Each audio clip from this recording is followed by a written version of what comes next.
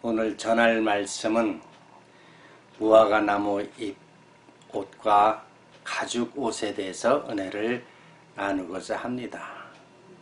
성경에서 최초로 하나님께서 하나님의 형상인 아담 하와를 창조하셨습니다.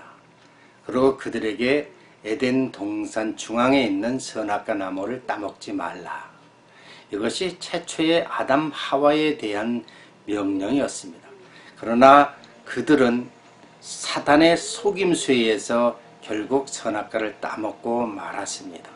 따먹는 순간 그들 눈이 밝아짐에 자신의 벌거벗음을 깨닫고 부끄러워함으로 주변에 있는 무화과 나무 잎을 따다가 옷을 만들어 입었다 그럽니다. 그러나 결국 무화과 나뭇잎 옷은 어떻습니까? 하루가 지면 시들해서 금방 사라집니다. 그런데 하나님께서 그들의 무화과 나뭇잎으로 만든 옷을 입은 걸 보시고 동물을 희생시켜서 가죽 옷을 입혔더라 그럽니다. 결국 이 가죽 옷을 입히려면 동물을 잡아서 피를 흘려야 됩니다. 피를 흘린다는 것은 결국 그들의 죄를 감싸준다는 것입니다. 용서한다는 것입니다. 그래서 우리는 성경에 피 흘림이 있은즉 제삼이 있다. 그러니까 피 흘림으로 인해서 죄를 사해 주신다는 것입니다. 이것을 우리가 영적으로 보면요, 바로 무화과 나무의 그 잎의 옷은 율법이고 또 가죽 옷은 예수 그리스도를 의미하고 있습니다. 예수 그리스도께서 피를 흘림으로 말미암아 우리의 죄를 사해 주신 그리스도의 옷을 말하고 있습니다.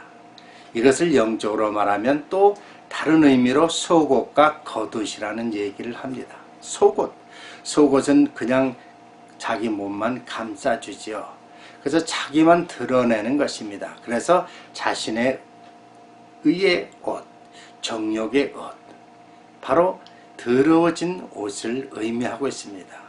그러나 이제 예수 그리스도의 옷, 가죽 옷은 바로 은혜와 진리 가운데 의의 옷이요, 우리 죄를 사해 주신 옷이요, 빛의 옷이라는 것입니다. 결국 우리가 신앙생활 하면서 여러분은 과연 속옷인 율법의 옷만 입고 있습니까? 아니면 속옷과 겉옷을 합친 예수 그리스도의 옷을 입고 있느냐 하는 것입니다. 오늘날 국회에서 국무총리 인준을 놓고 그 청문회를 열고 있지 않습니까? 그런데 놀라운 것은요, 계속 우리가 신문이나 또 텔레비를 보면 청문회 할 때마다 느끼는 것입니다. 과연 청문회 하는 국회의원들은 다 깨끗한가? 그들은 정말 그 청문회에 나온 그 공직자들을 놓고 정말 그들이 의로운 심판관으로서 판단을 할 수 있느냐는 것입니다. 그 사람 한 사람 한 사람 국회의원을 드러내놓으면 다 똑같을 것입니다. 조그만 것이라도 다 드러나고 조그만 것이라도 불법이라고 얘기하고 조그만 것이라도 다 내놓는 것을 보면요, 너무나 안타깝습니다. 그렇다면 국회의원들도 뽑을 때요, 당첨된 한 사람 한 사람도 다 우리가 청문회를 통해서 그 자격을 심사해야 되지 않습니까? 온갖 비리를 다 저지르면서도 국회의원 되면 마냥 그들은 심판관인 양 불법을 행하면서도 그들은 당당한 의인의 행세를 하고 있습니다. 이렇게 해야 그들이 정말 하나님의 일을 제대로 하겠습니까? 백성들을 위해서 정말 그들은 국회의원다운 일을 합니까? 온갖 비리를 다 저질러 놓고 자기들은 당당하게 아주 잘했다고 이야기하고 있습니다. 이렇게 어찌 국민이 마음 놓고 그들을 믿을 수가 있고 어찌 나라가 온전히 모든 일을 발전성 있게 나아갈 수가 있겠습니까? 우리는 우리 자신을 봐야 됩니다. 자신의 들보는 보면서 남의 튀눈만 보는 우리가 아닙니까? 바로 제가 무화과 나무 잎과 가죽 옷을 비유하면서 말씀드리고자 하는 것은 바로 영적으로 보면 우리의 자신의 옷이 무엇이 입혀져 있는가 한번 되돌아볼 필요가 있다는 것입니다. 그래서 우리는 속옷과 겉옷이 바로 무화과 나뭇잎 옷과 가죽 옷을 의미하고 있습니다. 겉옷하면 우리가 그냥 속옷에다 걸치는 것이지만 영적으로 보면 성경을 통해 보면 겉옷은 많은 의미를 내포하고 있습니다. 겉옷은 속옷을 입고 바깥에 있는 옷이지만은 유대인들, 특별히 팔레스타인에서 그들이 입는 옷, 겉옷을 보면요, 큰 천것처럼 이렇게 덮는 것입니다. 이것은 그들의 긴 여행을 할 때 슬리핑백식으로 잠잘 때 덮기도 하고, 또 그것은 바람막이도 하고 많은 것을 보호해 줍니다. 그래서 겉옷의 의미는 모든 것을 보호해주는 예수 그리스도의 은혜, 예수 그리스도의 옷을 의미하고 있습니다. 유대인들은요, 겉옷에 술이라는 것을 달아가지고 그 술이라는 그 하나님의 말씀 계명을 의미하기 때문에 가난한 자는 결국 그들이 돈이 없고 전당 잡힐 것이 없을 때는 겉옷을 갖다가 전당을 잡힙니다. 그래서 우리가 생각하는 이런 겉옷이 아니라 영적으로 본 겉옷은 굉장히 중요한 의미를 담고 있습니다. 예수 그리스도 옷이 있지만 유대인들에게 정말 필요한 옷입니다. 남을 보호하는 옷, 겉옷을 입으면 자기 가족을 보호하는 옷, 그런 의미를 하고 있습니다. 그래서 특별히 여러분 잘 아는 노아 방주 사건 이후에 술을 취해가지고 거나하게 잡니다. 하체를 드러내고. 그럴 때 공교롭게도 둘째 아들 함이 와서 보고 자기 아버지가 술 취해가지고 하체를 드러내는 걸 보고 자기 형과 동생 셈과 야벳에 가서 막 조롱합니다. 우리 아버지가 술 취해가지고 하체를 드러냈다 그럽니다. 그럴 때 셈과 야벳이 그것을 듣고 그들이 등을 돌려서 뒤로 가서 겉옷으로 덮었더라. 그렇습니다. 이 겉옷은 바로 하체에 드러난 그 죄를 커버하는 것입니다. 얼마나 중요한 의미입니까? 여러분이 잘 아는 예수님의 족보나는 룻, 바로 룻은 보아스의 아내입니다. 이방 여자이기도 하죠. 그러나 그의 시어머니 나오미를 통해서 룻이 보아스와 결혼하는 그 모습도 보면 룻은 이삭을 줍다가 그 보아스가 잠잘 때 같이 들어가서 눕습니다. 그때 눕는 것이 바로 이 겉옷이라는 것입니다. 이것이 직접적인 아니지만 간접적인 룻이 보아스에게 청혼하는 것입니다. 그렇게 해서 같이 자면은 일어나면 바로 룻은 보아스의 아내가 될 수밖에 없는 것입니다. 그래서 바로 이 겉옷의 의미는 슬리핑백, 또 한 몸을 이루고 또 우리 자신에게 가장 중요한 옷을, 중요한 물건을, 중요한 어떤 것을 대변하기도 합니다. 그래서 우리는 예수님께서 신약 성경에 특별히 산상수훈 5장에서 말씀하시기를 속옷을 가지고자 하는 자에게 겉옷을 주어라. 그러니까 무엇을 요구하면요 다 들어주라는 것입니다. 너의 아까운 줄 모르고 너의 중요한 것까지 다 주라는 것입니다. 그런데 놀랍게도 마태복음 24장에 보면 심판 때 어떤 징조가 있겠습니까? 선생님이요. 제자들이 예수님에게 물어볼 때 예수님은 무엇이라고 말합니까? 들에 있을 때 겉옷을 가지러 가지 마라. 집안에 그 농부들이 가장 중요한 것 중에 하나가 가장 아끼는 것이 겉옷입니다. 중요한 물건이지요. 그 물건을 가지러 가지 마라 그럽니다. 심판대는 임박하기 때문에 바로 겉옷은 항상 취해가지고 있어야 됩니다.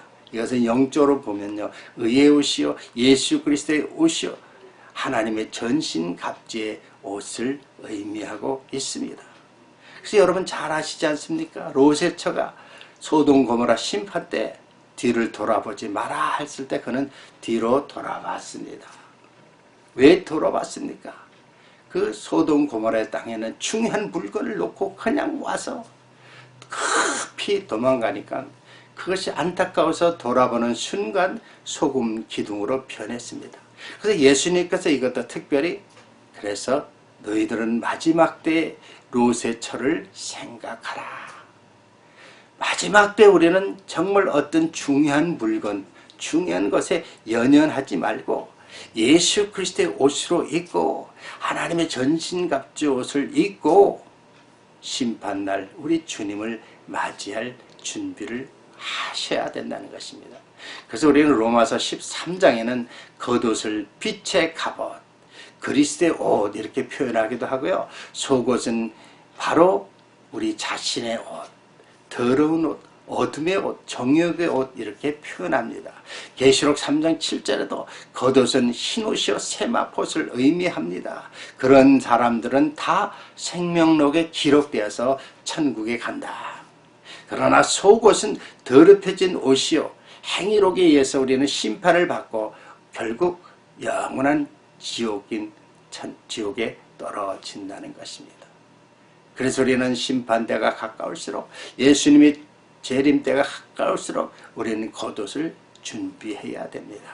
자기 자신의 그 정욕의 옷도 중요하지만 모든 것을 덮을 수 있는 바로 겉옷, 예수 그리스도의 옷, 세마포 옷을 준비해야 될 줄 믿습니다. 왜요? 주님 오실 때가 가까웠기 때문입니다. 우리가 자기 자신도 모르고 남의 티눈만 보고 계속 자기 당략, 자기 이익을 위해서 부르짖을 것이 아니라 자신을 돌아볼 필요가 있습니다. 사랑하는 성도 여러분, 여러분은 지금 속옷만 입고 있습니까? 아니면 속옷과 겉옷을 같이 입고 있습니까? 우리는 심판 때 오실 주님을 맞이할 겉옷을, 예수 그리스도의 옷을, 세마포옷을 입으셔야만 영원한 혼인잔치에 참석할 수 있고 영원한 천국에 들어갈 수 있는 것입니다. 우리 주님은 지금도 여러분에게 나에게로 오라, 내가 너를 사랑하노라, 나에게로 오라, 내가 너의 모든 죄를 씻어주리라, 나에게로 오라, 내가 너와 영원히 함께하리라고 우리 주님은 말씀하고 있습니다. 사랑하는 성도 여러분, 여러분 겉옷을 준비하셨습니까? 겉옷의 진정한 의미를 깨닫고 우리 주님이 이 땅에 오셔서 피를 흘리신 귀하신 주님의 사랑을 다시 한번 깨닫고 오실 주님을 바라보시기를 주의 이름으로 축원합니다. 기도하겠습니다. 할렐루야. 하나님 감사합니다. 무화과 나뭇잎의 옷과 가죽옷의 진정한 의미가 무엇인가요? 결국 우리는 무화과 나무 그 나뭇잎의 옷은 금방 시들어 버리지만 우리 주님이 하나님께서 은혜 가운데 주신 가죽옷은, 예수 그리스도의 옷은 모든 율법을 완성시키시고 주 안에서 우리는 정말 기쁨과 감사가 넘칠 수 있고 또 영원한 천국을 산 소망을 둘 수 있으며 주님 오실 날 가까웠는데 우리는 정말 예수 그리스도의 옷으로, 세마포 옷으로 덧입기를 원합니다. 주여 함께하여 주시고 우리의 모든 죄악과 허물들을 그리스도의 겉옷으로 덮어 주시옵소서.